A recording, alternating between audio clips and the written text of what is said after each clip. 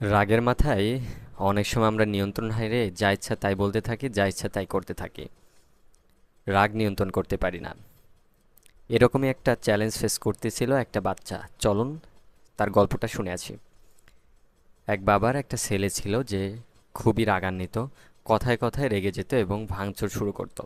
তার বাবা তাকে শিক্ষা দেওয়ার জন্য বললেন যে যতবার তুমি রেগে যাবে একটা তার কাঁটা নিয়ে এই কাঠটার মধ্যে বিদ্ধ করবে। প্রতিবার রাগার জন্য একটি করে তারকাটা বিদ্ধ করবে। ছেলেটি তাই করতে থাকতো। একটা সময় পর দেখা গেল যে কাঠটিতে অনেকগুলো তারকাটা জমে গেছে। তখন তার বাবা বললেন যে যেভাবে তুমি এই কাঠটিতে তারকাটা বিদ্ধ করেছো, প্লায়ার্স দিয়ে এই তারকাটাগুলো টেনে টেনে তুলো। ছেলেটি তাই করতে থাকলো। বাবার কথা মতো সে প্লায়ার্স দিয়ে তারকাটাগুলো তুলতে থাকলো।